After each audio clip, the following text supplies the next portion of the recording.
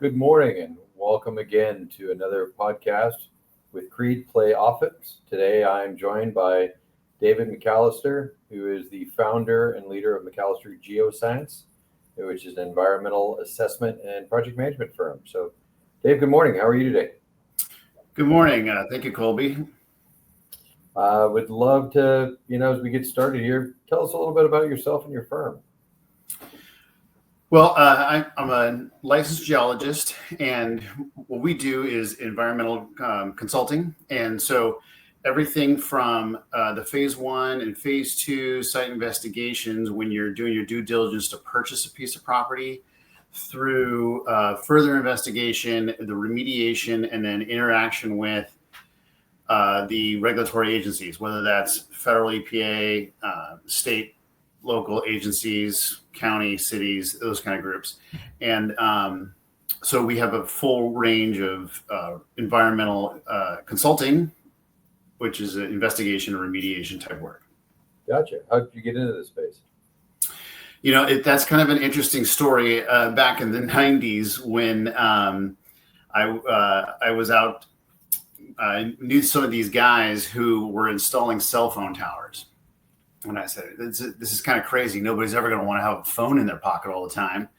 But the guys were saying, no. We install these towers everywhere. We put them on gas stations because gas stations are on every corner. And he says, but the guys who are really doing the interesting work is the geologists that are cleaning up the gas stations. I was like, great. So I went and I got into the business, and here I am.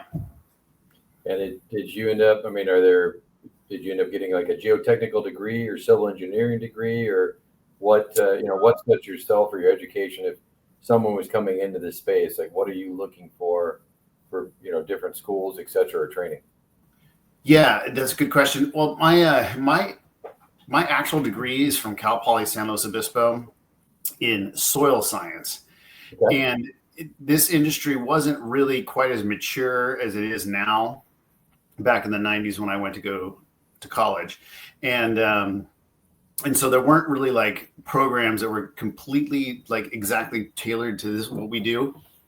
But these days there's geology and engineering programs that are specifically designed for this. Yeah, it's interesting over my career and, different deals. Like we've been part of numerous cleanups of USTs or underground storage tanks. And like that was a big buzzword. Or I remember when I first started in the business, everybody was worried about dry cleaners and plumes. And, people forget about how the fact that, while you might have something underneath a gas station or a dry cleaner, effectively the earth is a moving river in many, many ways, and we're groundwater and things can move. So maybe could you explain a little bit, for people exactly what a phase 1 is? Because it's very standard nomenclature for us. But just to make sure, what is it? And especially for smaller individuals or, professionals that might be buying a small building or, a retail center or a gas station or fast food, something that's been there, how could it impact them if you find something either today or for financing or, for selling it later? Yeah, absolutely. So we have kind of a set of terms. It's phase 1, phase 2. Some people refer to remediation as phase 3, but that's not really a term that's defined by the regulatory agencies or the standards groups. So there's remediation, and then there's closeout with the regulatory agency. The phase 1 is really just kind of mostly a desktop review of a lot of historic information. We do a site walk. That's a very important part of it. We do interviews, interviewing people. Like if it's a manufacturing facility, we'll interview the facility manager, the guy that's in charge of making sure that all of the tanks are, the testing is up to date and everything like that. But the majority of it is a desktop review of old air photos, topographic maps, fire insurance maps. We call these things city directories, but they're like they're phone books. We read old phone books. It's very boring, and it's a lot of hard, like detail oriented work. And so, sometimes people will balk at the price of a phase one. I mean, come on, but it's a lot of work. This is something that we can't just like turn AI loose on, especially not yet. And it's not something that like you can just have anybody do. It takes a lot of training to train somebody on how to do all this stuff and what to look for, because you're kind of drowning in information. So that's the phase one. And then the phase two is when we go out and actually collect soil samples, water samples, soil vapor samples, those types of things. And that's if the phase one identifies a problem on the property or on one of the neighboring properties, or maybe a property that's nearby within 100 feet, or maybe a quarter mile or so, depending on the type of property. If you're buying a multifamily, you might think, oh, I don't need any of this stuff. It's not a problem. But if your multifamily happens to be next to a dry cleaner or a shopping center that may possibly have had a dry cleaner in the past, but even doesn't now, you need to know that. And really, mostly the only way you're ever going to find that is going to be through doing a comprehensive phase one. When you say you know that, and I'm leading the witness here a little bit because I've been through this. What could the negative impacts be? I mean, aside from just being next door, have you seen tenants sue landlords, or cities shut buildings down because someone complains and does an air sampling where there might have been heavy materials or something from that dry cleaner? Yeah, and you're right to mention dry cleaners, because that's really, especially when you're talking about retail, multifamily, these are the types of properties that you would have like a family trust or somebody being involved with purchasing or selling. And these are the properties we really urge people to really take a look at this, because you don't know what you're getting into. You don't know what the historic use of that neighboring property could be. It's, maybe right now it's just a shopping center full of like widget shops and restaurants, but it could very well have had a dry cleaner in the past. And these dry cleaners, I'm not a lawyer, but I will tell you that what I've seen is some squabbles back and forth on the neighboring properties. And you don't want to get involved in that. You want to know ahead of time what you're getting into. Yeah, and I'd say, we talked a lot about dry cleaners, but Silicon Valley, we used to have a lot of issues with wafer plants, or, in Irvine, where you look at like Ingram Micros, their old site, that there was an issue, or where like the Porsche Raceway is the old dump site up there.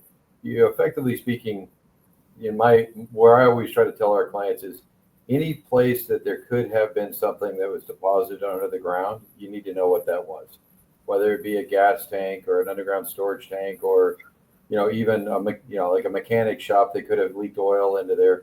Again, I hate to say it, but in this contentious world, you want to protect yourself against the future of someone coming back at you, or at least being able to bookend and manage that liability and be responsible. Absolutely. So we talked a little bit about phase two, and phase two is kind of hey, this is maybe what it'll cost, or here's the plan to clean up what you find in the phase one. Yes. And once we do the phase two, we can kind of calculate out plus or minus a percentage, how much it's going to cost to clean up. Now, the thing about phase twos is that it's a scientific iterative process. So it's like peeling an onion, right? And you want to start maybe along the property boundary, along the west property boundary, if there's a question on the property to the west. And then if you find something in soil or soil vapor, then you kind of want to step out until you find where it's clean. And so you find yourself sometimes doing a couple phase twos, or maybe a couple of like further investigation type situations, and you gotta really get a handle on what's going on out there.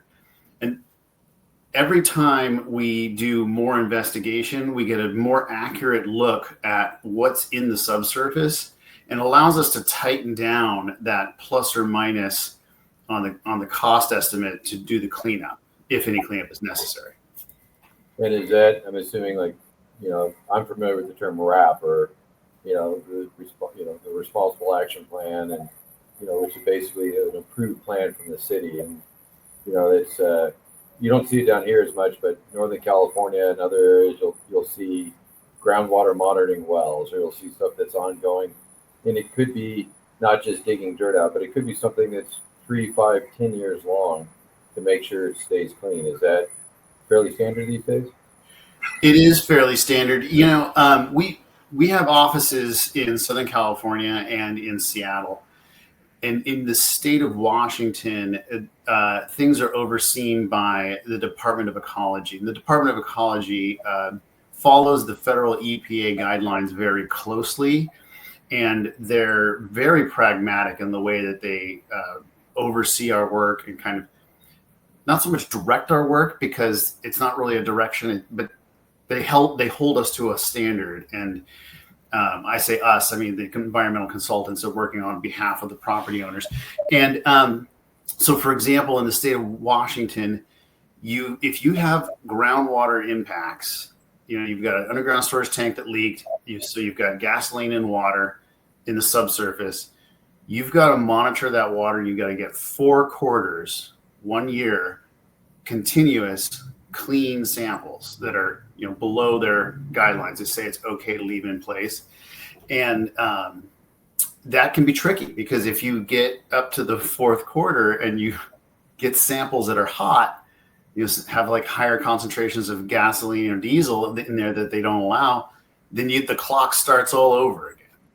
Now, California is a little different in that they have some different programs. If you're on a gasoline or diesel fuel site, they have a low risk closure program, and then there's some other programs. You can do a risk assessment. So things are a little bit more negotiating type with the agencies.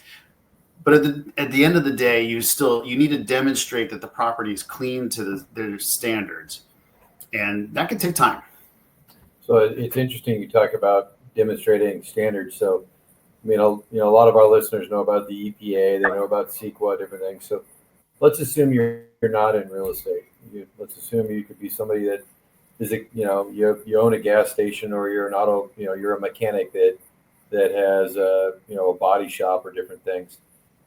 Can you rely on the manufacturers that installed your fuel tanks and such to be responsible, or do you have liability as, let's say you own your own gas station? Whose responsibility is it to make sure that stays clean? And should those owners do things to protect themselves on a regular basis?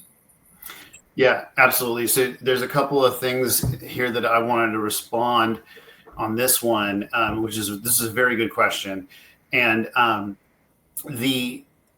if you are the property owner, or you are the operator of an auto repair facility, a gas station, a dry cleaner, things like that, it is your responsibility to make sure that there are no releases. So, for example, that underground storage tank, there's leak detection systems in those underground storage tanks at fueling sites. And you need to maintain your leak detection. Like, if the Veeder-Root is a very common system that is used at gas stations, you got to make sure that system is on all the time. And if there's any faults, you address them right away. Modern tanks don't leak as much, but I would say, in my experience, when you put a tank in the ground and you fill it full of petroleum hydrocarbons, such as gasoline or diesel, it's a matter of when it leaks, not if it leaks. So you got to watch that leak detection system, and it's on you as the property owner or the operator. Even if you're leasing the property and you're the operator of the business on that leased property, it's your responsibility. And so the second part of this that I was going to say in response to your question is, that's part of what we at McAlister Geoscience are able to provide, that service to that small business owner, because we are also a small business. Small business speaks small business. I used to work for some of the biggest firms out there, and I worked for them for 12 years. and it was a great experience. And we had some great clients, but they were all major Fortune 100 and 500 clients. And that's because big consulting firms interface best with big businesses. And so we are here as a small business to operate with your small operators. Gotcha. Okay. Let's talk super funds a little bit. I mean, a lot of people talk about infill, or, the idea of what we call greenfield, going to find a brand new place to build that's never had anything, it's harder and harder these days. And people want to live and work and shop around where they've always grown up or where they work, etc. So, I mean, should a small operator, should a developer stay away from a Superfund site? That is one of those things that we got to look at on a case-to-case basis. But generally speaking, most of those sites, when they are identified as Superfund sites, there is a cleanup that's already going on, and it's being managed already. And generally speaking, if you're coming in and you're putting a new business into that area, your involvement is going to be pretty minimal. But then again, we've got to look at it on a case-to-case basis, and this falls back to the phase one situation. So we got to do our research and our due diligence. You mentioned AI earlier and on phase ones and such.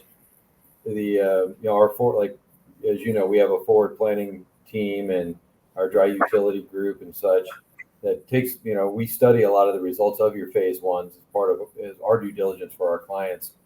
But I'm curious, are you starting to see where AI can actually go do a lot of the research for you, and where it can, it truly is now dependent upon your experience, or are we still 3 years out, 5 years out, or how do you see that transition working?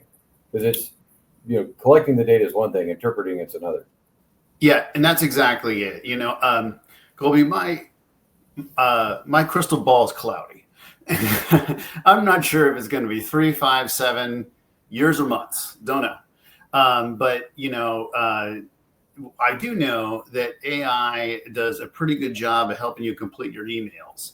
And that's about as good as it gets for our report writing as well right now. What is going to happen in the future, I don't know. But, it's akin to having a teenager who doesn't really know your industry write your report for you. Sure, maybe there's a big body of text there, but you've got to go through it with a fine-tooth comb. That's the state of it now, and I don't see it changing very soon. Got it. Yeah, I no disagreement with you for certain things. It's pretty amazing on a lot of a lot of different scenarios. But I like that, being a teenager trying to write your report, especially if you don't know what comes out of it. Just so everyone's aware, other requirements for phase ones: lenders, sellers, buyers, appraisers. Are those all folks that normally are looking to require an owner to have one, or do you work for them, or are you typically representing the landowner or the buyer? Well, we represented the buyer, seller, agencies, banks. A lot of times it's the capital partner or the lead capital partner who directs our work, how far in depth we go, because it's their risk tolerance that we're managing, really. So for some banks and some lenders have a very strong stomach for risk, and some are very conservative, and it all depends. And you mentioned SoCal and Seattle for offices. Where do you like to work, or for people who are listening? Do you also cover Oregon? Do you cover Northern California, Arizona, Idaho, or predominantly SoCal and Washington? Well, we have teaming partners in all major metros in the U.S. So if you were to go to our website today, and our website is dirtyproperty.com, and laugh as much as you'd like, but it's easy to remember. And you can go on there and you can say request a quote. And that email goes directly to me. Again, we're a small business, and I will get you a quote, within a couple hours usually, but definitely within a business day. And we'll be able to get somebody out to anywhere in any metro area in the U.S. Where our offices are physically located in Seattle and Long Beach, California, and we easily serve with our core staff all of Southern California, Oregon and Washington, Idaho, and Nevada, Arizona. Great. Well, I really appreciate your time today. And as always, every time I speak with you, it's always educational. And thank you for sharing with everyone. And please feel free to look up Dave McAlister. And Dave, let's get together soon. Thanks, Colby. Look forward to seeing you soon. Take care.